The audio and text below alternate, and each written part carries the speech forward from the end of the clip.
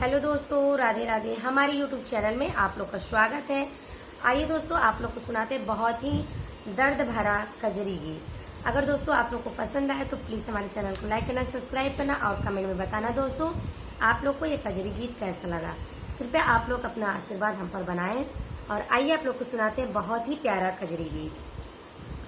नौ मन कुटौ भैया नौ मन पीसौ मै नौ मन भैया नौ मन के सिझायौ रसोइया हो न भैया नौ मन के सिझायौ रसोइया हो न पहिला टिकरिया भैया हमारा भोजनवा हो न भैया ओ में कुकुरा बिलरिया हो न भैया ओ में गोरु चरवा हो न भैया ओ में नदी काले हुआ हो न भैया ओ में नदी काले हुआ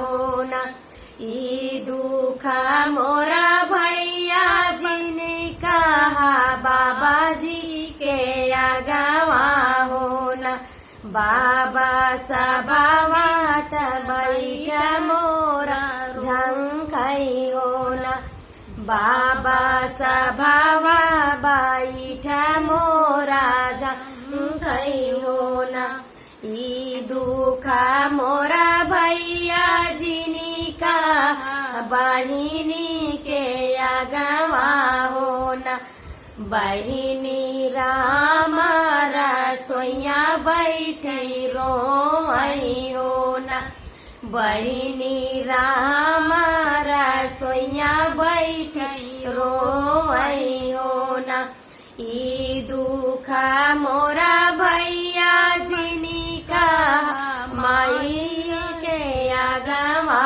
हो न भैया माई तजारी के कोयल भैले न भैया माई तजार के कोयल होई न ई दुखा मोरा भैया जिनी कहा भाऊजी के आगवा हो न भैया भाऊजी तमारी है मेहनवा हो न भैया भाऊजी तमारी है मेहनवा हो न ई दुखा मोरा भैया रखया तू अपने भीतरवा हो न भैया विधना लिखे मोर करमवा हो न